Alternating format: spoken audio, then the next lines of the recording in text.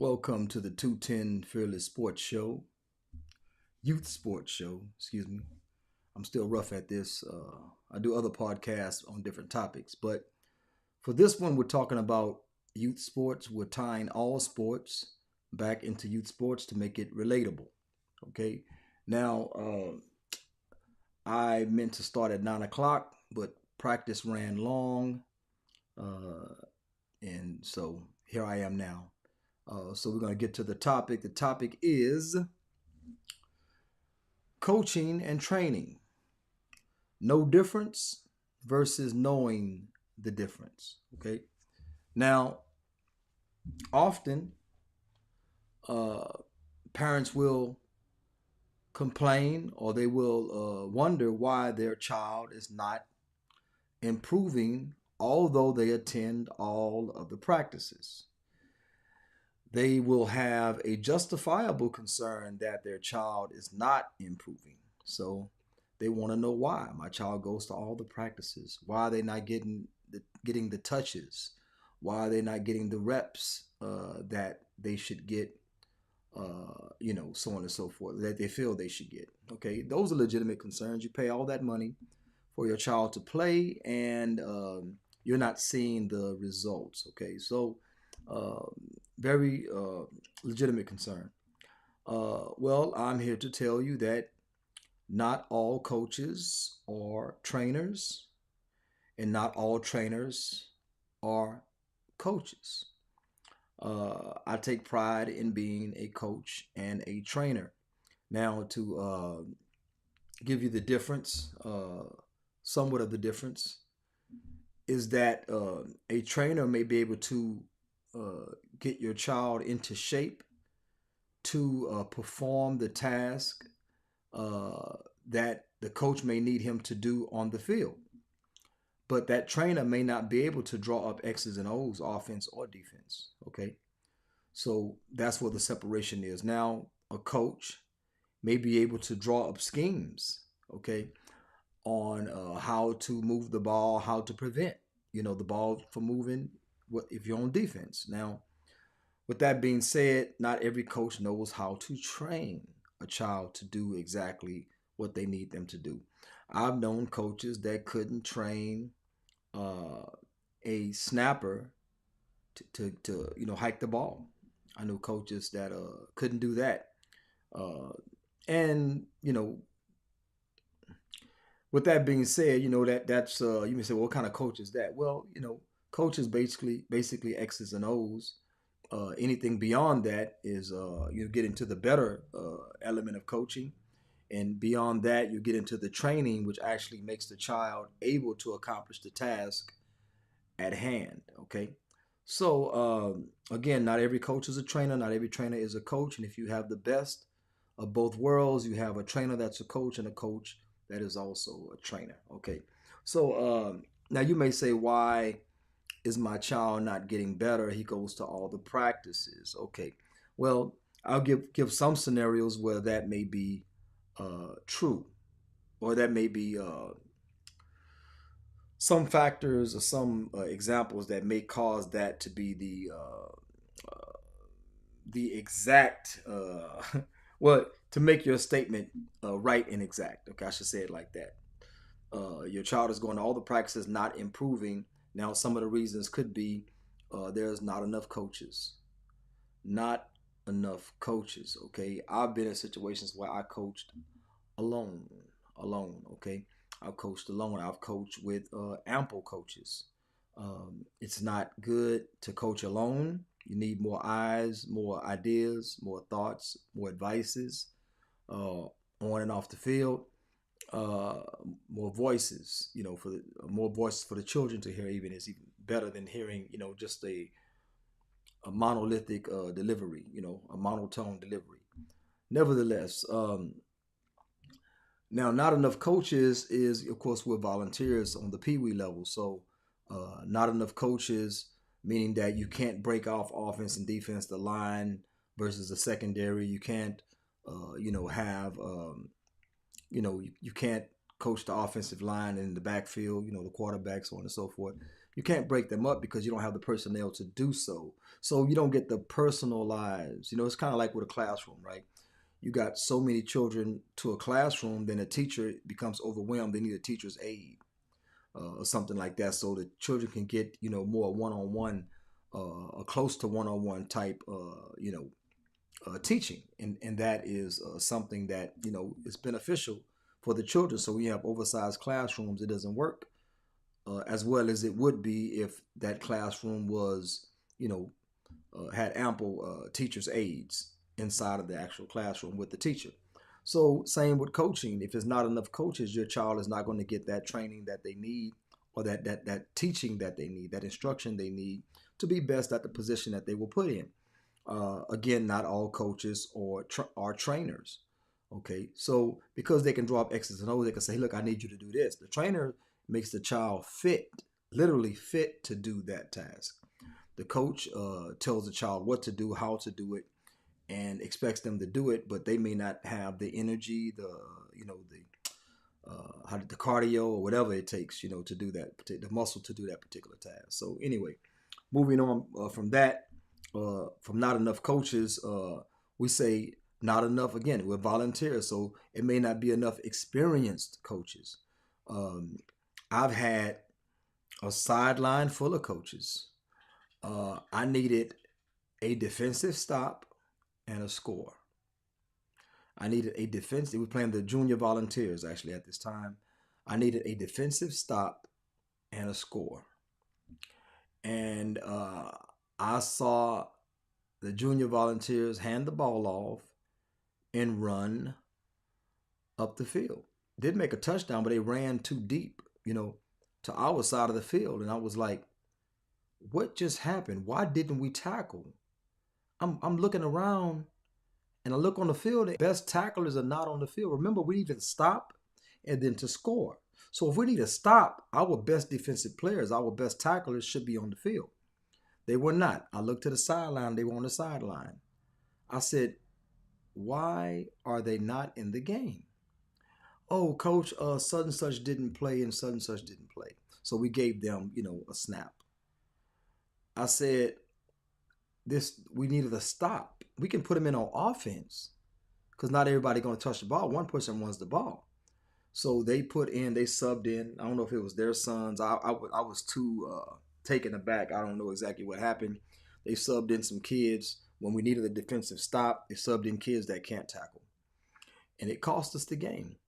And I don't really understand that. So a lot of times you have enough coaches or ample coaches for as number, quantity, but they're not the quality you need. And that's not like a dig on them. It's just, it is what it is, man. I did more listening and learning when I first started than to try to, jump out trying to design plays and all that type of stuff. So anyway, not enough experienced coaches, okay, is just as bad as not having enough coaches, because you split the kids up. Hey, you take the line, you take this, you take that. And what happened is you look over and they're telling them something that may not really benefit them in the game, or the technique may be off. Well, they're trying their best. You can't really turn your nose up at volunteers. I know when I volunteer, it's time, energy, money. It costs me money to coach. I don't make money coaching. It costs me money to coach. Nevertheless, so not enough coaches, and then not enough skilled coaches. Not enough experienced coaches is almost the same. Same. You can have a skilled coach by himself or with another assistant coach, and he can do very well. But it has to be more than one. I like I said, I've been the only coach. It really was a burden. I had to basically beg other coaches to help me on the sideline. That were not on my level, as far as my age. I was coaching. So anyway, and then not enough skilled coaches, no skilled coaches. Put it like that. Let's say no skilled coaches. And if the coaches are not skilled, then again, how do they benefit? The children, as far as technique. How do they benefit them? And this is something that again, you can't turn your nose up.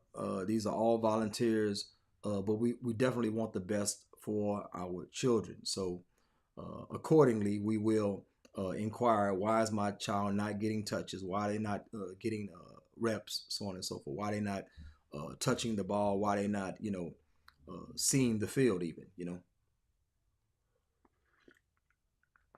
Nevertheless, okay. Now,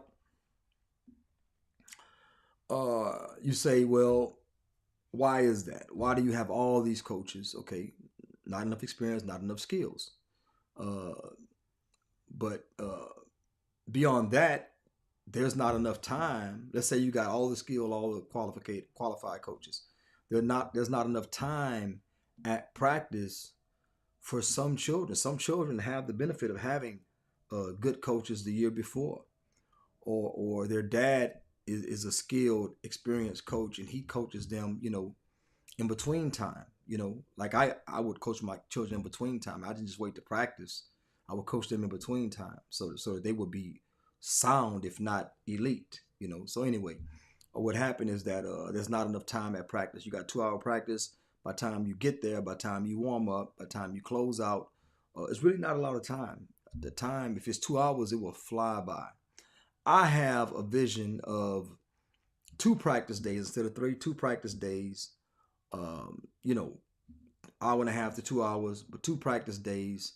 If it's a school time, hour and a half, um, and then one day volunteer for training. So there'll be 3 practices like everybody else is having, but the third practice or the middle practice really, it could be the one right after the game, because we're not doing any contact anyway the day after the practice after the game.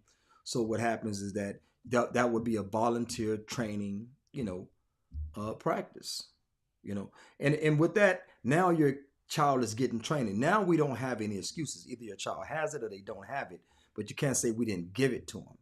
And that would be, what differentiates between his touches, time on the field, reps, so on and so forth. So uh, that's my vision.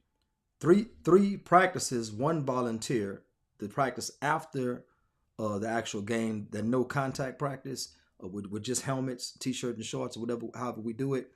That practice would be the training practice, and that would be voluntary. So if your child doesn't show up to that one, then that would be a tail. If your child does show up to that one, then that will improve them. That will be guaranteed, because there'll be a trainer there, or a couple of trainers, or more than that, if we have it. Okay, so that's my vision. Okay, uh, now you have not enough time at practice again to organize those things. The way things are, even 3 times a week, mandatory practices. You got school, you got plays, you got band, you got whatever's happening at school that conflicts with pee wee ball. Then that thing at school takes priority. Meet the teacher day. I remember we would have practice, and school would start. They would have meet the teacher day, and a lot of kids wouldn't show up because they have meet the teacher day almost on the same day. So anyway, uh, that that's life, and school is first. Okay, so possible solutions. Let's go for solutions. Okay, I talked about my vision of having 2 practice days mandatory and one volunteer for actual training. Okay, that's my vision. But possible solutions is to meet 30 minutes before practice, to give your child one-on-ones, 1v1s before the practice, to get them up to speed so they look better at practice. Okay, 30 minutes after practice. Now you may have to pay for that. You may have to throw the trainer some gas money or something, just for their time or whatever. Uh, if you want your athlete to succeed, then it'll be well worth the money. Maybe you skip McDonald's, that one day, well, one night after practice. Maybe you don't go to, IHOP before the game, or something. Maybe you skip that and put that time into training. Believe me, your child will really appreciate it when they find themselves in the backfield looking at the quarterback eye to eye. They'll pretty much like that. They'll like when the ball touches them. They don't have to look down at it. They can be looking upfield. When the ball hits the mesh, and they clamp on it, they'll know which elbow needs to be up, which elbow is down, and they touch that ball, they'll have clear vision, So again, that would benefit them. When someone tries to catch them and they turn the rocket up, they say, where did that rocket come from? Well, that came from training. Okay. That agility when they juke and breaking ankles on the field, that ability to stiff arm effectively, leaving dead bodies on the field, respectively dead bodies, just football terms. Don't take it too serious. So anyway, I mean, that right there is, you'll really, really, you'll be like, man, I would have went to IHOP, but I didn't go to IHOP. I paid the trainer, and so and some coaches will get there early if they can from work, and they will spend 30 minutes with your child without charging the fee. But to make it more convenient for you, you might want to, instead of having you got 3 practices, and then you got just normal for teams, 3 practices, then you're trying to find another day for your child to train that's not a game day.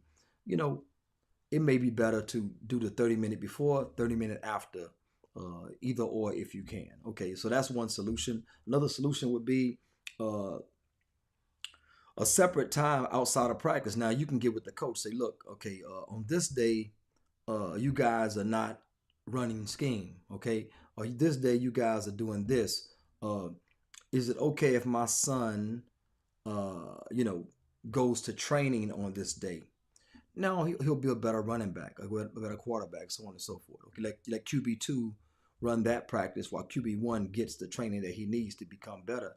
Now, problem is a lot of coaches, because they coach, they think they can also train. They think because they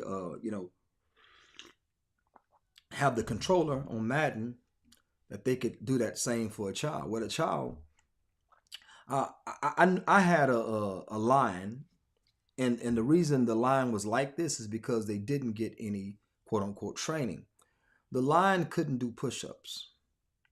Now, if you can't push yourself up off the ground, I don't expect you to push another child on the ground. It just doesn't happen. It certainly doesn't happen for 4 quarters. So I needed my line to be fit enough to do some calisthenics, push themselves up, whatever. I needed them to be fit like that. And the line coach, I kept telling him my fears. I say, hey man, I don't think we're gonna do well, if we can't push ourselves off the ground. So everybody didn't prioritize that, and that's where team culture comes in. Team culture gets rid of the egos. It gets rid of this and that. Say no, this is our organization has a history of doing push-ups. Our organization has a history of being able to push ourselves off the ground. And if you can't push yourself off the ground, you shouldn't be starting in the game. So again, when a team has a culture, the owner walks over, the AD walks over, and they kind of set things straight. I noticed this, I noticed that, so on and so forth. So anyway, again, separate time outside of practice. You can get with the coach, say, look, we're going to miss this day because he has training that day. Is that cool with you, coach? And the training is position specific. The training is position specific. Therefore, it will benefit the team. It's his training I'm paying for, coach. So he'll be like, yeah, I got you. You're excused. He'll tell the team manager, team mom, whatever, hey, such and such going to be excused this day. They're going through, they're getting paid training, and that's going to benefit the team or whatever. So we're not going to count them as absent. They're actually doing something to benefit the team because the team is not equipped with the expertise to make that child better at that position. So again, that's just a suggestion, okay? First suggestion, 30 minutes before or 30 minutes after. May have to pay for it. That's we don't know. Depends on the situation. Should be minimal. I mean, anyway, separate time outside of practice. Outside of practice, instead of going to practice that day, if it's 3 days a week, get with the coach. Hey, So anyway, and the third one, possible solutions. This is not in stone. It's perhaps you all could think of better ones than this or more than this. Okay, foregoing, but like I said, a separate time outside of practice could be a 4th day. Okay, could be a 4th day, and the first one I mentioned was more like foregoing practice, with agreement with the coach. So I'll switch those two. I'll say I'll say second one would be foregoing a practice day with the permission of the coach, and the third one would be a separate day, which makes a fourth day, which I think that's more burdensome. I think the 30 minutes before, or even the 30 minutes after, because remember, see, you're already there. You're there on time. 30 minutes after, get that extra that you can't get if that's the situation. Now, that makes the team better. That makes it easier on the coaches, so on and so forth. It just training is another level. You know what I'm saying? Training is another level. You know, it's something I've been doing for a while now. Others, I volunteered to train with no cost, and others chose to go through a different thing. Now, one thing I'll mention, I'm not picking on anybody in particular. I'm just saying, like, uh, as a trainer, we will watch certain videos of kids going through drills, and they're more YouTube-ish. And I'll say YouTube-ish. I put videos on YouTube sometimes. The YouTube-ish type drills, meaning that you saw some on YouTube and you mimicked it. But the logic of it. I'll give you one clear example. I'll give you a couple examples. First example is karaoke, right? When the karaoke, you know, where they swiveling their hips and stuff like that and stepping over. Okay, karaoke. Some say karaoke, but karaoke is something where you are going in one direction sideways, and let's say I was going this way. The video is flips it. So this is my left. This is my left leg. This is my lead leg going that way. Now on the way back, I would face the same direction.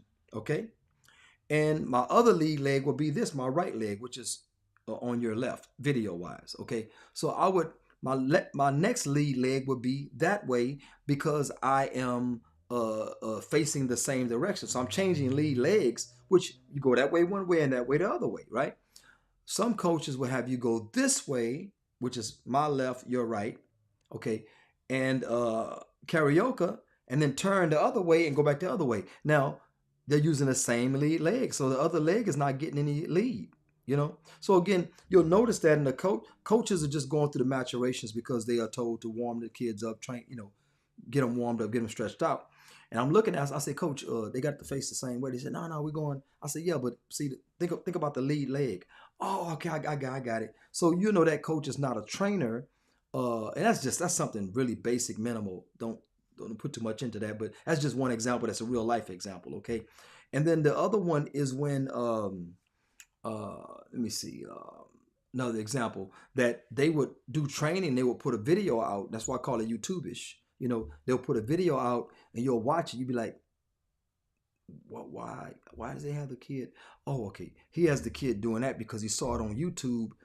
He saw the technique. He saw what they were doing.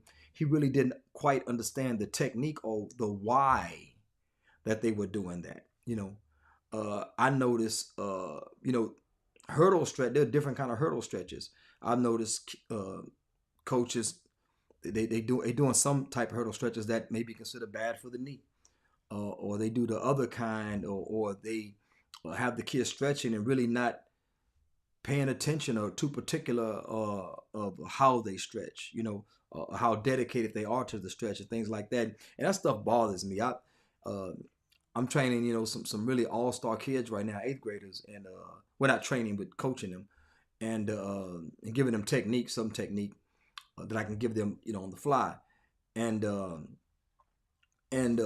know, it's you can tell the coaching they had prior. You know, some of them when I tell them to do something, you know, one coach may have them really using their muscle a lot, using their muscle. I show them how to use their bones and their muscle. And when they use their bones on certain techniques, they relaxing. The muscles relaxed. Okay. There are other things of techniques I have to really save their energies for the fourth quarter. You know, where they have to really bite down and eat.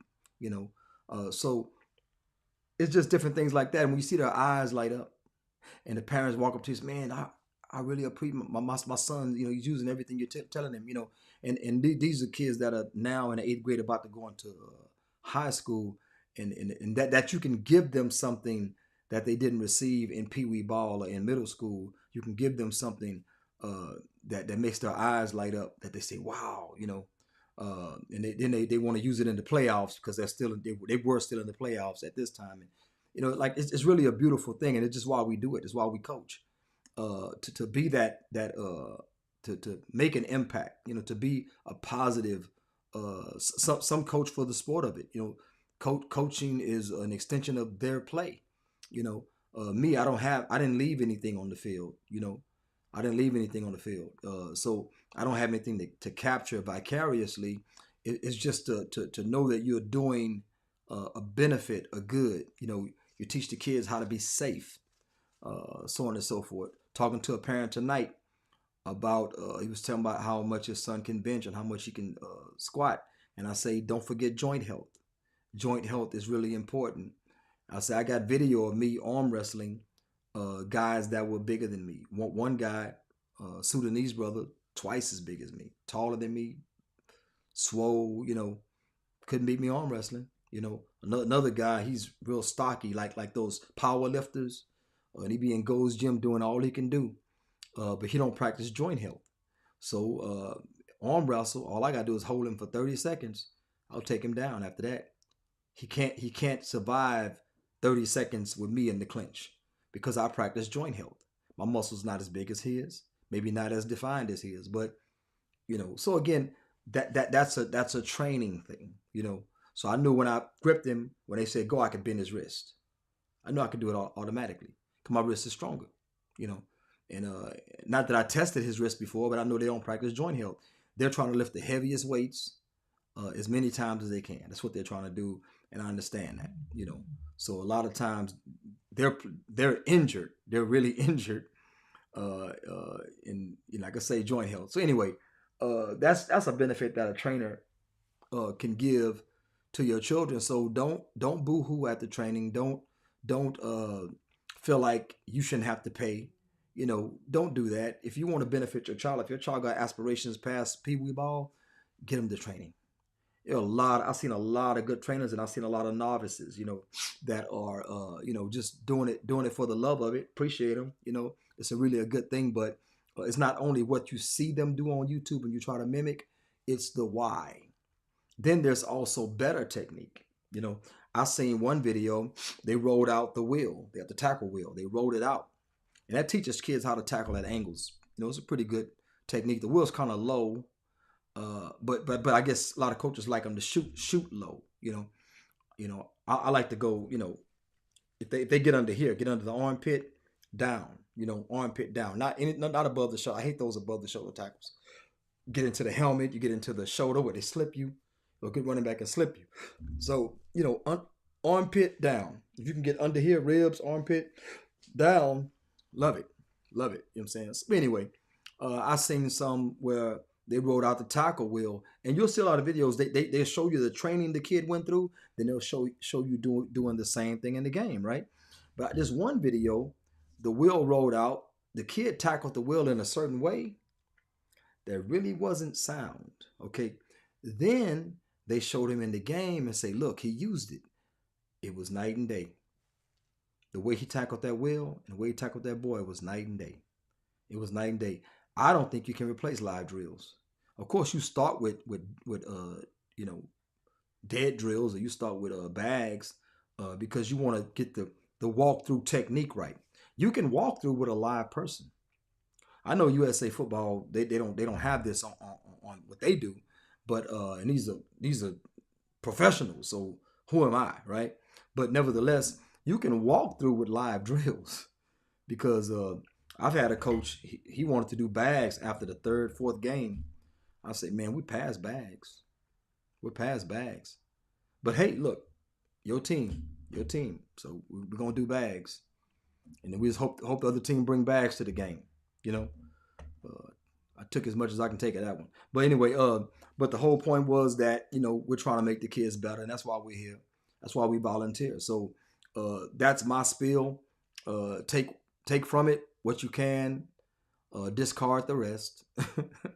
Discard the rest. I'm just here, for the children. I have 9 myself and one stepson, my oldest, but I have 9 myself. Love the babies, and want to see them get better. Want to especially keep them safe, and that's what training would do. Coaching doesn't always keep your child safe, but training will help your child be fit to accomplish the task and keep them safe, God willing. Okay.